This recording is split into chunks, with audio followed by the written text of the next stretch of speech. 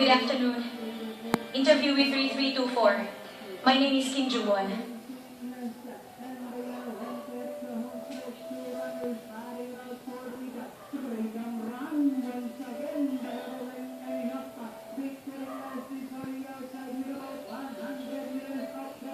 Miss Kim, hindi lang ito ina-apply yung trabaho, di ba? Yes, ma'am. Nag-apply din po ako sa ibang company. So, basta makapasok ka at makuha ang trabaho. It doesn't matter kung anong kumpanya mag-hire sa'yo. Kahit anong company, gagawin ko po ang best ko para sa kanila. Pero gusto ko makapasok at makapagtrabaho sa isang company na matutulungan ako maabot ang pangarap ko. Ang aim ng business enterprise is to make profit, hindi tumupad ng pangarap ng isang employee. Sinabi ng ITNDI na it puts value investment before momentum investment. Ang pagbibigay ng halaga sa lahat, yun ang pangarap ko. May nirelease kaming balita. Our company bought and owns 30% of Future Tech's convertible bond. Dahil sa statement na yon, natanggal ang PRO namin. Ba't kaya siya natanggal? Sa convertible bonds, ginagamit ang retain instead of own. Sa investment market, may mga case na nananalify ang contract dahil sa mali paggamit ng salita. I think yun yung dahilan kung bakit siya natanggal. Tama ka doon. Well done. You may leave.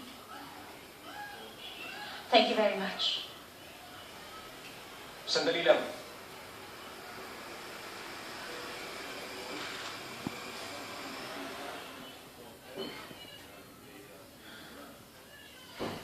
Miss Kim, anong pangalan mo?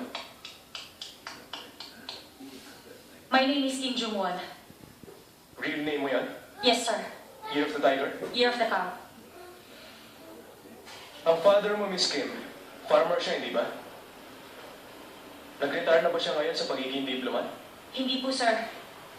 Farmer po talaga ang father ko. Totoo ba ang lahat na sinasabi mo sa akin? Yes, sir. Totoo ba itong nasa resume mo? Dapat ko ba itong paniwalaan? Maniwala kayo sa hindi. Totoo po ang lahat ng nandyan. Kailan ang birthday mo? April 28 ang birthday ko, sir. Meron ka bang boyfriend? Sir? Meron ka bang boyfriend? Excuse me, sir. May kinalaman po ba yung sa ina-applyan kong trabaho? Ayaw mo ba sagutin? Parang inaabuso niya yata ang power niyo bilang interviewer. Masyadong personal ang tanong niyo. Na-offend ka ba? Yes, sir. Pwede mo hindi sagutin kung offended ka. Meron akong boyfriend. Mahal na mahal ako ng boyfriend ko. At mahal na mahal ko rin siya. Impressive. Okay. You may leave. Thank you, sir.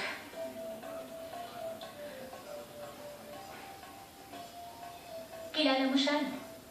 Hindi. Feeling ko sinisermonan mo isang babae ng iwan sa'yo.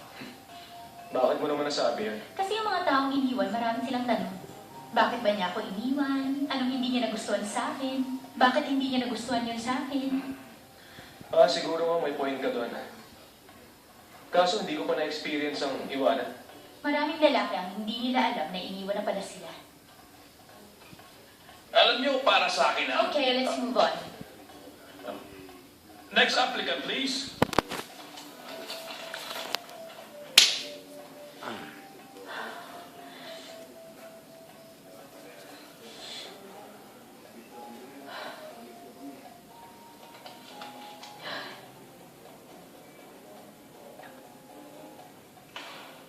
Okay, here is your target. Anak ni Han Juman, si Han Pilwon.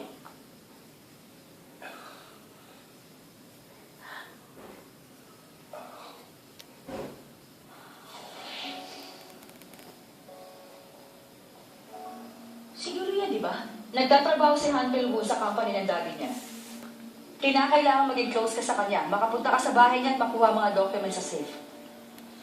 Maging close ka ulit kay Gilo para makapunta ka sa kanya at makuha ang documents sa safe ng daddy niya. Ako po? Oo. Ikaw. Pero, bakit po ako? Naging close kayong dalawa, di ba? Kaya ka nga namin sinama sa team eh. Mag-apply ka sa company nila. Siguradong pasok ka doon dahil interviewer siya doon. Sige, check mo.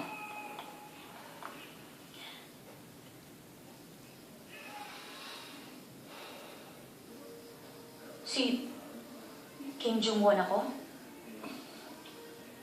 Pinalitan namin ang identity mo. Yung pangalan ng tenant at contract kung saan ka Pero ma'am, hindi ba panulong kay Gilo to? Sa tingin mo ba kaisa pa rin natin siya? Pero ma'am, minsan natin siya naging kasama. Siya na ngayon ang target natin. Kunin mo ulit ang loob niya. Kaya mong gawin yun.